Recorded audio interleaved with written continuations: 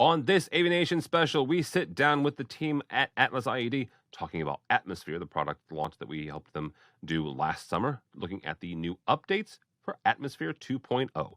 All that and more next on this AVNation special. The network for the AV industry. What are you listening to? This is AV. This is AVNation. This is AVNation. This is an AVNation special, updating AtlasIED's Atmosphere. This is an AVNation special. My name is Tim Albright, your host. About a year or so ago, we brought you the launch of Atmosphere, a brand new product platform from our friends over at AtlasIED. With me today to talk about how it's been going since then and a couple of updates is first and foremost my buddy, Mr. Michael Peewood. Welcome, sir. Thanks, sir. How you doing? I am well. And Tom Lerman, the guy that you never hear from but does some magic in the background. How are you, sir? Good, thank you. I mentioned about a year or so ago, actually all three of us were together here locally for us at the AVNation Studios. It was a launch that launched 1,000 memes of me running for some odd forsaken reason. I don't know. I blame Gina Sansevero for that, just because I can. But no, seriously, it was a great event. Not only were you guys there, but also, Mr. John Ivy was there.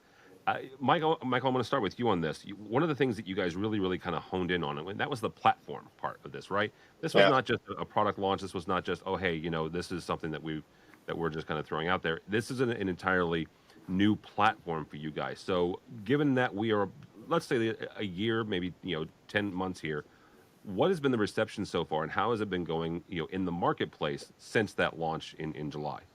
Yeah, it's really been fantastic. And Tim, you're exactly right. We didn't just introduce a product. We launched an entire platform that we will develop on for years to come. And kudos to the smart guy on this, Tom, and his team for really driving that development and creating that.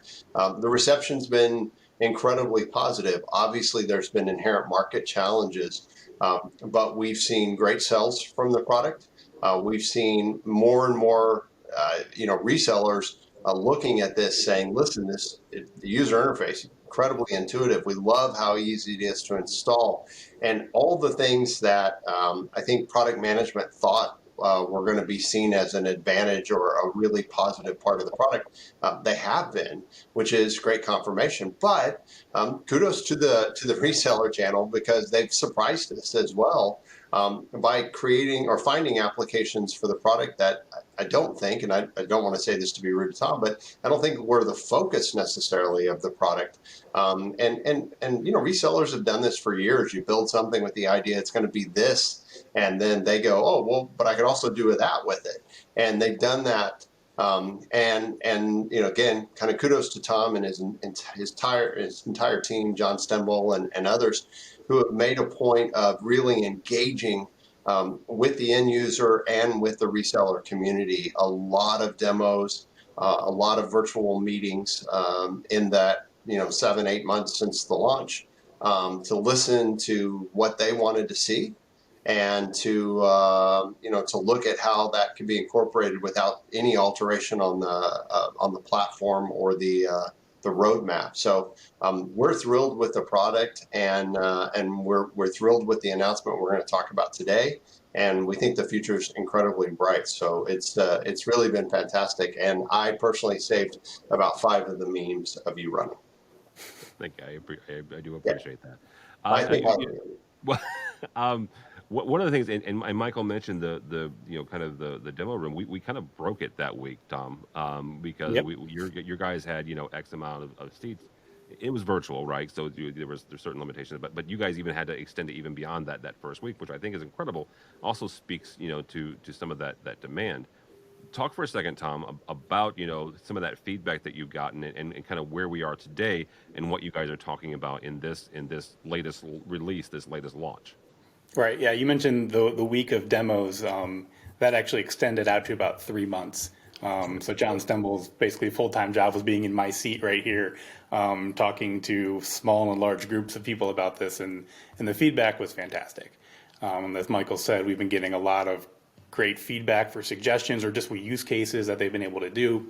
And as part of that, we have a planned, roadmap update of features and new hardware in the future. But, today we're talking about software version 2.0, which has probably 5 main features and about a dozen, big features. Of course, numerous optimizations and things like that. But the 5 big features are stereo support, subwoofer support, room combine, bell scheduler, and accessory self-heal. So stereo support and subwoofer support are pretty easy to understand. Room combine is pretty common in some platforms of being able to combine multiple zones together to create kind of one big zone. But the magic in that is having it be very easy to use and easy to program, and from an end user perspective, be able to control that without being confused as to what's happening. Bell scheduler is exactly what you think it would be. We're able to create bell schedulers for even the most complex school systems and factories and other industries. And accessory self-heal is a way to automatically program any of our wall controllers or audio wall plates. If something were to happen or if it were to need to be replaced, all you have to do is take the old one out, plug the new one in, and you're up and running. And then beyond that, the dozen other big features, things like improved mixing, our virtual wall controller 2.0, which is a way of getting audio control on your mobile device without having to have an app or anything, and just dozens of other big features. I want to go through a couple of these really quickly, and the first one I want to tackle is the room combiner. And you made a comment there, and again, I used I used to say that I was a programmer. I never really was a real one. I just tried really hard. I was never that smart. But one thing that always kind of tripped me up was the room combining, right? Whether that was the programming, the control system to do that, or it was programming the DSP to do that. The one part of that magic thing that you said there is make it easy and make it simple for both the end user, the person actually trying to combine and divide the rooms, and also for the programmer.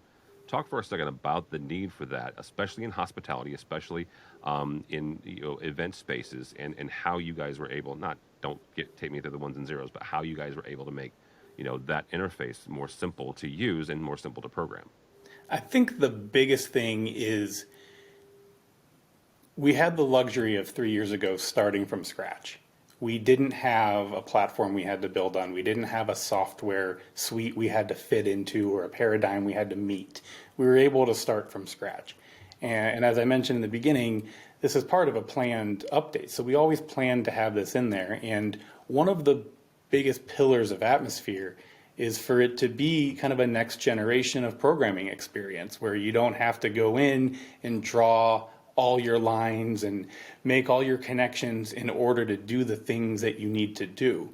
More and more the feedback we've been getting is, we don't miss the old way of having every possible tool in a toolbox that I now have to build my system. You guys provided all these tools in such a way and in an order and with an interface that makes sense. So I would say the most important thing was starting kind of from scratch, knowing where the industry has gone over the past couple decades and knowing we wanted to do it simpler and better. So that's a big advantage we have, was not having to fit into any other kind of paradigm. Another pillar of Atmosphere is ease of use for installers and ease of use for end users. And I know that's really a common thing that people want to say, but we really took care in talking with integrators and saying, how are you using these room combined experiences? And let's talk about how your customers, once you program it, are you getting calls back from your customers? So we were able to get lots of good feedback. One of the reasons we're doing room combined now versus at launch is we wanted to have that feedback. We wanted to have systems out in the field. We wanted to have hands-on with our system and in our environment. And so by doing that, it was a really natural evolution for our zones to now be able to be combined and uncombined. And we have all sorts of different ways to do that with GPI and virtual wall controllers and front panels and physical wall controllers and things like that.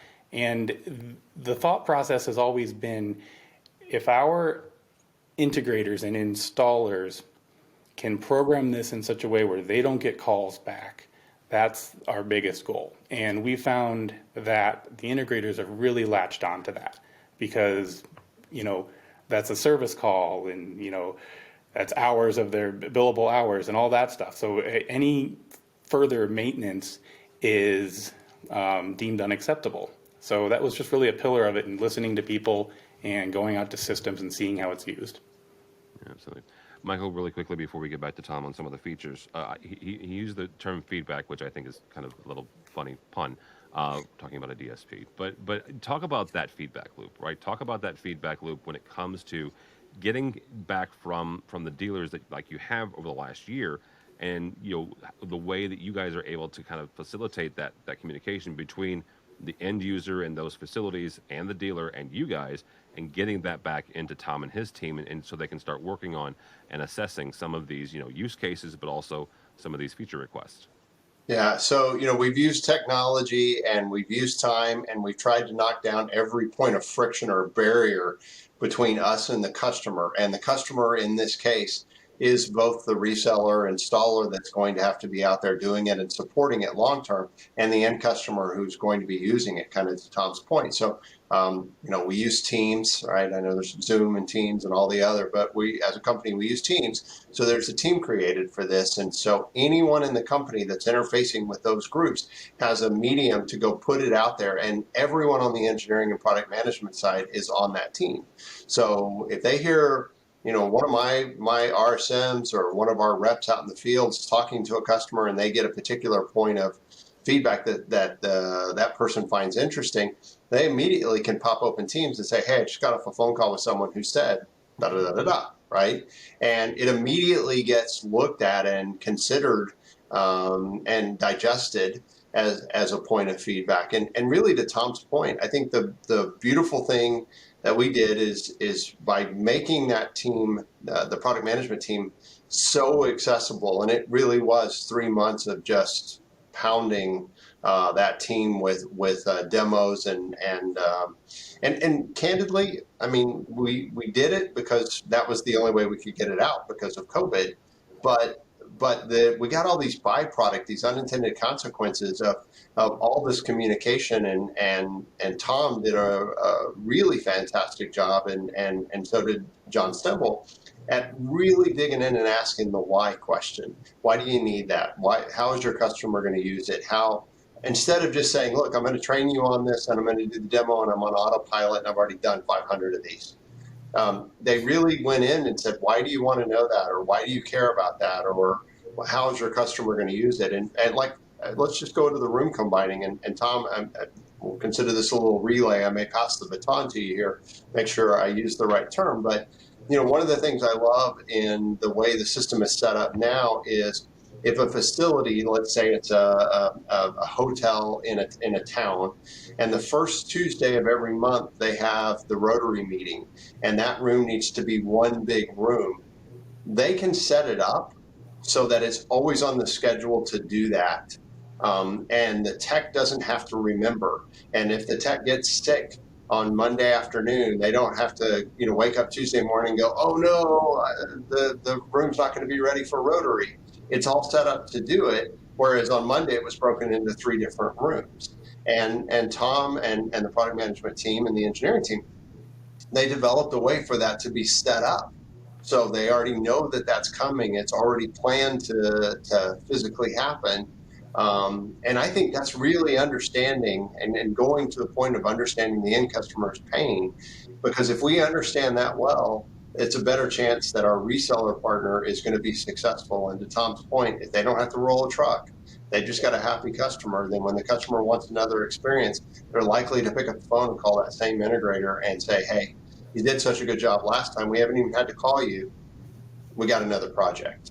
And we think that's really positive, especially as we start talking about projects that scale to hundreds of locations, right? We've got gyms and personal gyms and retail facilities and all that have locations across the country. They want to know that they're going to roll it out once and be able to trust that it's going to work. And again, I think Tom and his team really did a fantastic job. And Tom, you can specifically talk about the application I shared. What's the term? I'm still learning 2.0. Sorry, but what's the new term for how that's set up? Our scheduler? Yeah, well, it's the scheduler, but I was thinking there was something else. But Yeah, we have schedulers that can recall things like scenes or GPOs scenes, or yeah, room scenes. combined. Yeah. Yep. And then those can also be scheduled, throughout, just like you schedule your Outlook and your calendar, you can have one repeat every single Monday, let's say at 3 o'clock, Right. right? And then that is what kind of Michael's talking about with that automation part, right? Where you Right. can set a scene, you can set a theme, you can set certain parameters, and it happens every single day and every single week, and when whatever you want to do, which is what you're talking about, where you automate that process, Right. especially in systems and facilities that these regularly occurring meetings happen. And that is something, especially when it comes to room combine and divide, that a lot of facilities do have, especially as we all kind of get back into in-person events. Absolutely. Um, Yeah. Tom, I also one thing real quickly because Michael's hit on and you both have hit on that truck roll portion. Talk for a second about the power of self-healing. Other industries and other technologies in the AV space have gone down this road. Displays have gotten this. Some digital signage players as well. But when you guys start talking about self-healing, talk for a second about the power that this gives integrators when it comes to time-saving measures, because you no longer have to reprogram an ancillary device. You can just simply unplug the broken one, plug the other one back in, and the system is up and running. Talk for a second about how this saves both the customer time and money, but also the integrator. Yeah, the self-heal is an interesting one. We talk about our planned updates and we talk about getting feedback from our customers. And this is one which is based directly off of feedback we got from integrators. And the conversation usually goes something like this is, how do you, if one breaks, how do you get it up and running again? And we had, okay answer. Well, you can just do the same thing. It only takes, the beauty of these controllers, it only takes a few minutes to set up something that would normally take a half hour or more in something like an open architecture system. And it wasn't, and we said we don't plan on them breaking. And that wasn't the point. The point was peace of mind. The point was, I have, especially for bigger companies, big and small companies, they have different levels of techs that they could send out to an end site. And if the tech needs to be, a high level tech that's trained and programmed, it costs them more money versus a lower level tech that can, that's not as familiar, that can be trusted to plug the system in okay.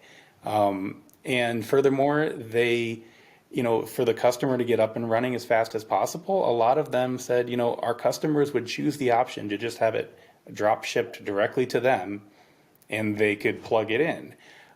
So this wasn't as much of a need from, well, we think these things are going to break over time, or even our customers saying we're concerned they're going to break over time.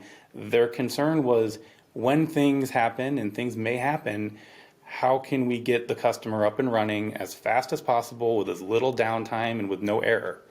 And that's how this feature was developed. And, we took that feedback going, okay, well, how do we solve this problem? I've been involved in self-heal systems in the past that were really laborious to set up and a little finicky. So we came up with a really simple solution to this, and it really is as easy as, it's a boring demo because all you're doing is unplugging one and plugging it back in and nothing happens, and that's the point. So it really was all about peace of mind, and this is from direct feedback from our customers.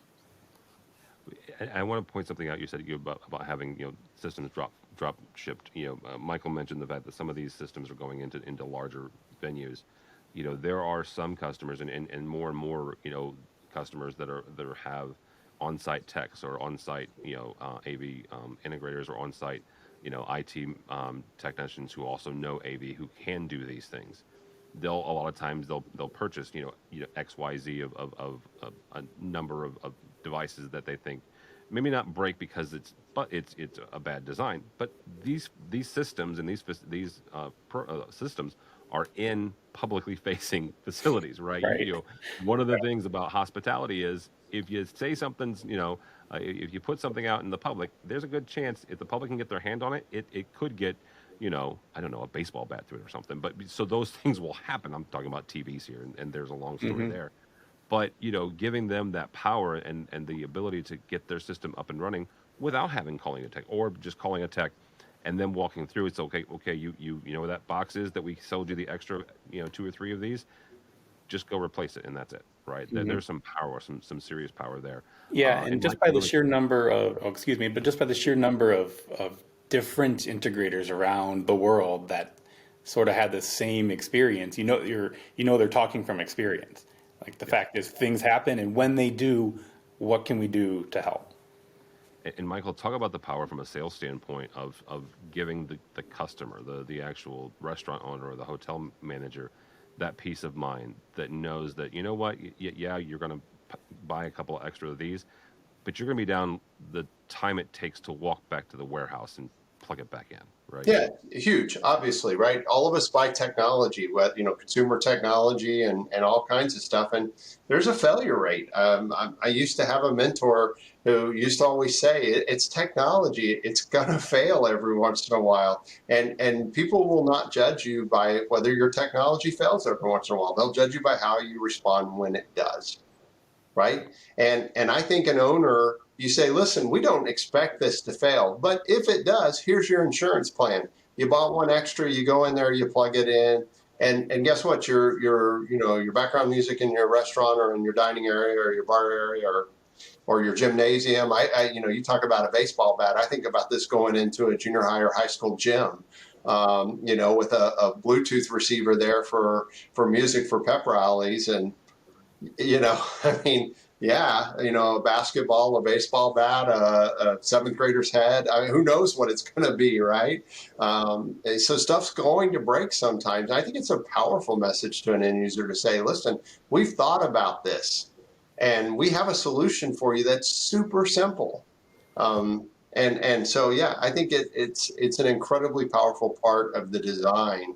And it really speaks to the whole idea. Again, we go back to that platform word, but it speaks to the power of the platform, that it's done and looked at. And, Tom said it, we started scratch, right? We didn't have to have something else that we were working from. And so they could think, how is this, not only how's it going to work, but how's the interface going to look, and what else is in the world today? And, the intelligent learning devices, like we talked about with the ambient noise sensors and ambient noise compensation, that didn't exist maybe 3 years ago like it does now. And so the ability to really build a whole experience around the platform, as opposed to just building a set of hardware and saying, this is what it is. And then the flexibility of the team and the platform to listen to customers and say, yep, you know what, we can do that. We weren't, at least I will tell you from a sales standpoint, the intent was not to drive this as an education solution initially when we introduced it. We saw an avenue for it. We absolutely saw a place that it could fit. But we had a lot of customers come back and say, hey, I've got a small school in my area, and they've got a Bell and PA system put in the 1960s. Or early 70s, and they don't want to spend the money on a significant upgrade, and the head end of whatever system it is extremely expensive, and they don't want to go spend the money. And we've had this for years, and people would take our Globalcom system, our head end that drives airports and stuff, and candidly, they would look at it and go, this is more expensive than what we were looking to pay. And the beauty is with Atmosphere and with the Bell scheduling application, which, as Tom said, it works in industrial and healthcare and all kinds of other applications, right? It fits. But it can absolutely work in a school. And for a really effective cost, you can swap it out, tie into the amplifier that's there, or swap that out, change out some of the speakers from the 70s that haven't worked in 20 years. And, everybody just knows don't stand on that side of the room because it doesn't work. Get that stuff started. And all of a sudden the school's got something that looks modern, feels modern, has modern interfaces like Bluetooth and XLR for the microphone. And they've got a more modern Bell and PA system. And all they've done is swap out the head end. So I love the fact that they were able to respond and create something that looks custom designed for that space. So it's all a very powerful message. We spend a lot of time talking to end users, and the message plays very, very well. Well, it also gives that, specifically about the school system, it also gives that school a platform to build on and to kind of grow with. Not quite future proof. I don't use that word, uh, No, but it gives them a platform to grow for the next few years.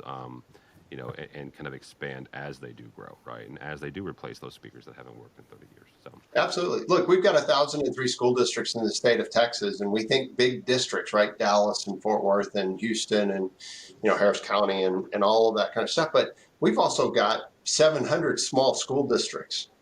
I mean, there's a lot of little bitty districts in rural parts of the state and they may not see a massive growth in population. They're just looking to keep things running. And this makes for a fantastic solution that's cost effective. And the virtual wall controller all of a sudden in the building becomes somewhat of a mobile app. So if they need to do something off of it, press an emergency notification and have a pre-recorded message for a particular event, they can. So yeah, it gives them a very modern system that fits the application and takes them much farther than what they thought they were going to get by just changing out the head end. absolutely. Tom, as we wrap up here, we're recording this a couple days before you're ready to go. But if somebody needs to get a hold or wants to get a hold of this latest upgrade, how do they get a hold of you, or how do they get a hold of Atmosphere 2.0? AtlasIED.com is where the firmware will be hosted, of course, on our website, on any of the product pages for Atmosphere. And that should be ready the first week of May. And you can always email me at tom.lurman@atlasied.com, tom.lureman@atlasied.com. Very good. And Mr. Peebler, if somebody wants to find out more about Atmosphere or anything with Atlas IED, how do they connect with you? Yeah, keep an eye on us on socials. Obviously, right? We're on Twitter and LinkedIn and Facebook. At AtlasIED.com. Make sure you check out the application pages. We've got 2 incredible case studies coming out on Atmosphere. One in a brewery dining area, inside outdoor, all Atlas IED, all driven with Atlas in the head end. We've got a hospitality application coming as well. These are both going to be, they're professionally shot and done. So it's going to be a great way to kind of see the product in the wild, how it's being used. And they can reach out on the website. On the Contact Us page is a list of my entire team across the country. Or if you need anything 24/7, just feel free to call Tom. No, I'm just kidding. You can reach out to me at michael.peevler@atlasied.com or reach out to us through the contact page, and we'll make sure somebody in your area gets it back to you very quickly. Yeah, absolutely. Well, thank you guys both so much. It's been great kind of catching up and kind of putting a bow on last year's festivities and the fun that we had last summer. So thank you both. For us here at AVNation, go by our website, avnation.tv. That's avnation.tv. You can actually watch the launch of Atmosphere from last July. Find out all that and more at avnation.tv. That's avnation.tv.